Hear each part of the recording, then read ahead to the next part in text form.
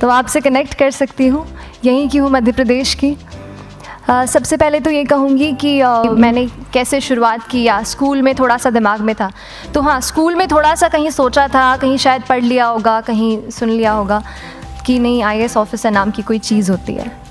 लेकिन तब ये भी नहीं पता था कि यार UPSC नाम की कोई एग्ज़ाम है, सिविल सर्विस एग्ज़ाम है, उससे और भी पोस्ट में आप सिलेक्ट हो सकते हैं, ऐसा कुछ नॉलेज नहीं था।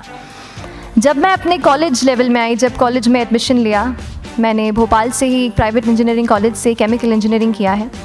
और उस दौरान मुझे जब मैंने सोचना शुरुआत की कि क्या बनना है, कंटेम्पलेट किया कि एग्जैक्टली क्या करियर चाहती हूँ, तो लगा कि यार कहीं जो पुरानी ड्रीम थी, एक जो सपना था, वो अभी उसको सामने लाना चाहिए। फिर इस बारे में और पढ़ा, और तब खान स्टडी ग्रुप भोपाल में सेंटर वहाँ पे जैसे शुरू हो गया था, तो मेरा जो फाउंडेशन कोर्स है मैंने वहाँ से किया। और इस एग्ज़ाम के बारे में जो चीज़ें मुझे 1-2 साल में समझ में आई हैं, वो कुछ चीज़ें मैं आपसे शेयर करना चाहती हूँ। सबसे पहली चीज़ जो पहले जय और रचना हम दोनों बोल चुके हैं कि कंसिस्टेंसी। आप अगर दिन में, कई बार हमसे सवाल पूछते हैं कि आप कितने घंटे पढ़ाई करते हैं, तो देखिए घंटे मैटर नहीं करते। कोई 17-18 घंटे हमें नहीं पढ़ना है, उतना हम पढ़ भी नहीं सकते। एक दिन पढ़ सकते हैं, दूसरे दिन नहीं पढ़ पाएंगे। 5 से 6 घंटे ही आपको देने हैं, उतने निकालने हैं। पर वो जो वक्त आप अपनी पढ़ाई को देते हो, वो कंसिस्टेंटली आपको रोज़ उतना ही अपने पढ़ाई को देना है। Consistency is the key, that is the first and the most important thing जो आपको ध्यान में रखनी है। दूसरी चीज़ इस एग्ज़ाम में मुझे लगता है इक्वली इम्पॉर्टेंट है, क्योंकि ये जर्नी लंबी होती है। जैसे एग्ज़ाम ही 1 साल तक चलती है, आप प्रीलिम्स देते हैं, फिर आप मेंस देते हैं, आप इंटरव्यू में जाते हैं पर्सनालिटी टेस्ट के लिए। तो एग्ज़ाम 1 साल तक खुद चलती है। उसके पहले मान लीजिए आप 1-1.5-2 साल पहले से प्रिपेयर कर रहे हो, तो ये जर्नी काफ़ी लंबी रहती है। उस जर्नी में मेंटली अपने आप को मोटिवेट रखना, अपने आप को बूस्ट करते रहना, वो भी इक्वली इम्पॉर्टेंट है। और इसीलिए अपने आप पर भरोसा बेहद ज़रूरी है। You need to have a faith in yourself कि अगर आपने इसमें कदम रखा है, अगर आपने सोचा है कि आप सिविल सर्विस एग्ज़ाम देना चाहते हैं और देंगे, तो आपको ये ठान के उसमें जाना है कि हाँ, मैं ये कर सकता या कर सकती हूँ। ये एक अपना मोटिवेशन, अपने साथ एक फेथ, बिलीफ अपने ऊपर आपको हमेशा रखना है। कमिंग टू प्रेपरेशन की कैसे तैयारी करनी है, बहुत सारी बातें आप सुन चुके हैं कि आंसर राइटिंग में कैसे करना होता है, आंसर राइटिंग का स्ट्रक्चर कैसा होना चाहिए। तो मैं शुरू में सबसे पहले ये कहूँगी कि मेरे प्रिपरेशन का बेस 2 चीज़ें रहीं। पहला था करंट अफेयर्स। करंट अफेयर्स इसलिए मैंने उसको उसी से शुरुआत की क्योंकि करंट अफेयर्स सबसे इंटरेस्टिंग पार्ट होता है। कई बार आपको हिस्ट्री कभी बोरिंग लगेगी, कई बार आपको लगेगा ज्योग्राफी इतना, कभी हर किसी के अपने अपने फेवरेट्स होते हैं। तो मुझे वो जो सब्जेक्ट्स लगते थे कि यार इतना मन नहीं करता है, लेकिन न्यूज़पेपर्स और करंट अफेयर्स में जो भी नया चल रहा है वो मुझे हमेशा इंटरेस्टिंग लगता था। इंटरनेशनल रिलेशंस में क्या हो रहा है, क्या सोशल रियलिटीज़ हैं, कहाँ क्या हुआ, उसका क्या इम्पैक्ट पड़ेगा एडमिनिस्ट्रेशन पे और हमारे कंट्री पे, तो उसको आप अपना एक बेस बना सकते हो।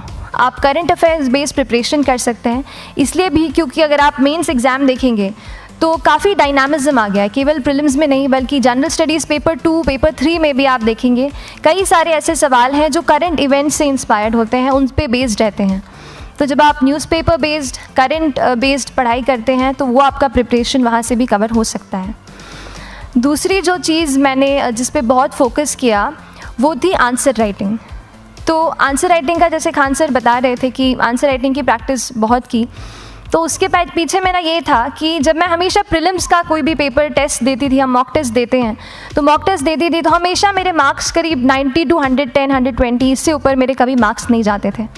तो मुझे हमेशा ये डर था कि यार प्रीलिम्स में कहीं मेरा कुछ, क्योंकि कट ऑफ भी इसी कुछ रेंज में जाता है, तो हमेशा लगता था कि यार कुछ गड़बड़ यहाँ ना हो जाए।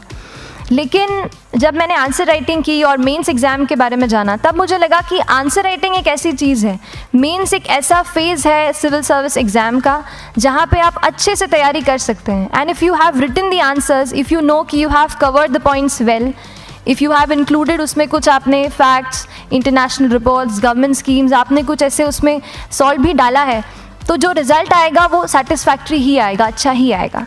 तो मेंस एक ऐसा पार्ट है जिस पे आप काफ़ी बैंक ऑन कर सकते हो। मैं जब पर्सनालिटी टेस्ट भी मैंने दिया, तो इस बार भी आप नंबर्स देखेंगे तो आसपास की रैंक के हिसाब से मेरे नंबर्स उसमें कम हैं, लेकिन it is just the general studies and the answer writing part, जो मेंस के जो वो है मार्क्स हैं या मेंस का जो एक फैक्टर रहा, वो मेरे लिए सबसे ज़्यादा इंपॉर्टेंट डिसाइडिंग फैक्टर रहा है। तो अपना एक्सपीरियंस यही बताऊंगी कि आंसर राइटिंग पे आप विशेष फोकस कीजिए। जैसा स्ट्रक्चर आपको बता ही चुके हैं कि इंट्रोडक्शन में कैसे आपको शॉर्ट रखना है, बॉडी एंड देन कंक्लूजन, उसमें छोटी चीज़ जैसे मैं अभी मेंशन कर रही थी, आप एक इंश्योर कीजिए कि देखिए जो भी एग्जामिनर आपकी कॉपी चेक कर रहे हैं वो दिन में 10, 15, 20 कॉपीज़ चेक कर रहे हैं, तो उन सब से आपको अलग कैसे आप अपनी कॉपी दिखा सकते हो, ये चीज़ आपका प्रेजेंटेशन और आप जिस तरीके से आंसर लिखते हो कंटेंट को, वो मैटर करेगा। आप इंश्योर कर सकते हैं कि आपके आंसर में कुछ फैक्ट्स, गवर्नमेंट की स्कीम्स, कुछ कमिटीज़ बैठती हैं, जैसे एक प्रिवेसी पे justice BN Shri Krishna committee की रिपोर्ट आई है, तो आप मान लीजिए आपको कोई प्रिवेसी पे सवाल आ गया तो आपने उन कमेटी का नाम कोट कर दिया। ऐसे बहुत सारी कमिटीज़ होती हैं। कुछ इंटरनेशनल रिपोर्ट्स आते हैं, वो आप उनको इनके बारे में लिख सकते हैं। इंडिया का मैप आप बना सकते हैं। मैंने सीख लिया था कि 10-15 सेकेंड्स में कैसे जल्दी से मैप बनाना है और उस पर कैसे पॉइंट कुछ करना है, कुछ लोकेट करना है। तो ये कुछ ऐसी चीज़ें हैं जो आपके आंसर्स को एनरिच करेंगी और प्रेजेंटेबल बनाएंगी। तो इस तरीके से आंसर्स पे जैसे हम क्लास करते हैं, लेकिन उसके साथ साथ आपको ये कोशिश करनी है कि 1 से 2 आंसर पर डे आपको ज़रूर लिखने ही लिखने हैं, apart from the test series that you are doing. Answer writing से 2-3 चीज़ें होती हैं, ना केवल हमारी एक लिखने का हमें समझ आता है हम क्या लिखते हैं कैसा है, पर हमारा कॉम्प्रिहेंशन भी इम्प्रूव होता है। हमें कितना समझ में आया वो भी हमें खुद समझ आता है जब हम आंसर्स लिखते हैं। और इसीलिए आंसर राइटिंग पे आप फोकस कीजिए, 1 से 2 आंसर ज़रूर लिखिए। और आंसर राइटिंग के बाद the third pillar of my preparation जो काफ़ी इंपॉर्टेंट जिसने रोल प्ले किया, that was tests and test series and mocks. देखिए हम पढ़ रहे हैं यहाँ पर, I will also come to the point कि हम कैसे दिल्ली, भोपाल और इंदौर में प्रिपेयर करके बिना दिल्ली जाए हम कैसे कर सकते हैं, I will come to that point. पर उसके पहले टेस्ट की थोड़ी बात कर लेती हूँ कि टेस्ट देना क्यों ज़रूरी है। हम ये जो एग्ज़ाम दे रहे हैं सिविल सर्विस की, एक ऑल इंडिया लेवल एग्ज़ाम है and this cut throat competition. तो उसके लिए आप केवल पढ़ते रहें, सारी बुक्स, मटेरियल्स, स्टैंडर्ड ये करंट का सब पढ़ लें, लेकिन अगर आप ये नहीं जज कर पाए कि आपका क्या लेवल है at an all India level, तो चीज़ें समझ में आप नहीं, मतलब आप आगे नहीं बढ़ पाएंगे या सही डायरेक्शन नहीं पकड़ पाएंगे। तो इसलिए आप टेस्ट से घबराइए मत। कई बार टेस्ट का इनर्शिया होता है, ऐसे लगता है कि जब तक पूरा सिलेबस कंप्लीट नहीं कर लूँ तब तक टेस्ट नहीं दूंगा, लेकिन सच में बात ये होती है कि जब तक हम GS के मतलब पेपर देने अंदर भी घुसते हैं ना, तब भी उस सेकंड पे लग रहा होता है कि कुछ छूट गया है हमारा। तो ये चीज़ होगी ही, इसीलिए ये मैं कभी मत सोचिए कि जब तक पूरा सिलेबस नहीं कर लूँ टेस्ट नहीं दूंगा। जैसे आपका एक थोड़ा बेस बन जाता है प्रिपरेशन का, आप टेस्ट दीजिए, चाहे वो प्रीलिम्स का MCQ का टेस्ट हो या मेंस का राइटिंग स्किल की प्रैक्टिस हो, टेस्ट पे आप फोकस कीजिए। उसके बाद टेस्ट केवल देने के लिए नहीं देना है, उसको एनालाइज भी अच्छे से करना है। when you get the answer hints, when you get the answer keys, analyze properly कि आपकी क्या गलती हुई है और उससे भी सीखने की कोशिश कीजिए कि क्या कुछ नया मुझे इस टेस्ट पेपर से या इस आंसर कॉपी से मिल सकता है। तो इस तरह से टेस्ट पे भी आप फोकस कीजिए। And I will come lastly to the point कि जब मैंने प्रिपरेशन शुरू की थी अपने कॉलेज के 2nd ईयर 3rd ईयर आते आते, तो मन में बहुत सारे फियर्स थे। मैं भी एक नॉर्मल फैमिली से हूँ, मेरे फैमिली में किसी ने आज तक सिविल सर्विस का पेपर भी नहीं लिखा था, तो मन में बहुत सारे फियर्स थे, डाउट्स थे, क्या होगा, कैसे होगा। तो हो सकता है आपके मन में भी ऐसा हो। और हम जैसे यहाँ रहते हैं, हम सोचते हैं कि दिल्ली जाना तो सबसे ज़रूरी है, उसके बिना तो ये एग्ज़ाम हो ही नहीं सकती। तो उस पर मैं एक चीज़ बताना चाहूँगी कि जैसे KSG जैसे इंस्टीट्यूट हैं, जो फैकल्टी भी हमें वही मिलती है जो दिल्ली में पढ़ा रहे हैं। तो ये एक बहुत पॉजिटिव पॉइंट है कि क्वालिटी का कोई दिक्कत नहीं आएगी।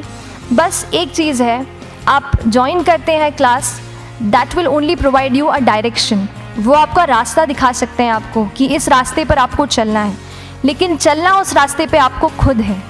You have to work on your own. कभी ये मत सोचिए कि मैं वहाँ नहीं जा पा रहा हूँ तो नहीं हो सकता, यहाँ है, तो हम एक्सक्यूज़ेस बनाते हैं। कई बार चैलेंजेस आते हैं। तो मैंने कॉलेज के साथ प्रिपरेशन की, तो उसमें भी काफ़ी दिक्कत आती थी। कभी कभार कॉलेज की एग्ज़ाम होती थी तो इसमें मैं अपना उतना वक्त नहीं दे पाती थी।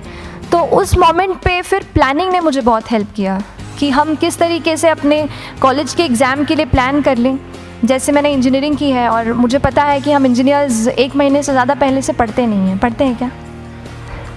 तो वो चीज़ आप ध्यान रख सकते हो, उसको अपना स्ट्रॉन्ग पॉइंट बना सकते हो 1 से 1.5 महीना जब exam is approaching, I use to plan my entire syllabus का प्रिंट आउट निकाल के I use to make my notes, उस तरीके से उसको मैं उसको संभाल लेती थी। तो whenever you are managing those things together, focus on planning, किस तरीके से आप एक माइक्रो प्लान बनाएं, अपना डेली एक प्लान बनाएं, वीकली टारगेट सेट करें और एक ब्रॉड विजन दिमाग में रखें कि ब्रॉडली आप मंथ्स में क्या कवर करने वाले हैं। अगर आप प्लानिंग अच्छे से करते हैं तो ज़्यादातर पोर्शन आपका वहीं से कवर हो जाता है, और जब आप टारगेट्स बनाते हैं, उनको टिक करते हैं, तो एक सेंस ऑफ कंप्लीशन भी आपको मिलता है कि yes I am on the right path और मैं सही जा रहा हूँ या जा रही हूँ। तो इस तरीके से प्लानिंग पे भी इक्वली फोकस कीजिए। एंड बस यही सिंगल बिगेस्ट मैसेज मेरी तरफ से यही रहेगा कि आपने अगर ठान लिया है, अगर आप सोचते हैं कि आप ये एग्ज़ाम क्रैक कर सकते हैं, तो आपको रोकने वाला और कोई नहीं, आप खुद ही हो सकते हैं। तो खुद आप अपनी रुकावट कभी मत बनिए, एक्सक्यूज़ेस मत बनाइए। ऑब्स्टिकल ज़रूर आएंगे, उन्हें आपको चैलेंज करना है। Challenges are meant to be challenged. तो सही तरीके से अपने ऑब्स्टिकल्स को हैंडल कीजिए, और इस एग्ज़ाम में अगर आप सही स्ट्रैटेजी रखते हैं तो आप अपने एक अटैम्प्ट में ही इसको क्रैक कर सकते हैं। एंड एनीवेज आप जो भी अटैम्प्ट नेक्स्ट रखते हैं, दिल में यही रखिएगा कि जो ये मेरा नेक्स्ट अटैम्प्ट होने वाला है, ये मेरा बेस्ट अटैम्प्ट होने वाला है। कभी भी इस एग्ज़ाम को हाफ हार्टेडली मत दीजिए कि चलो दे के देखता हूँ कैसा है पैटर्न का एग्ज़ाम का।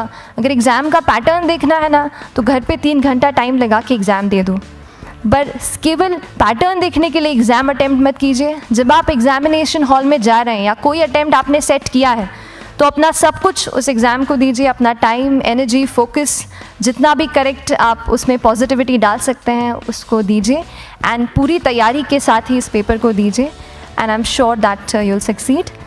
सो till then, all the very best to you and good luck. Thank you so much.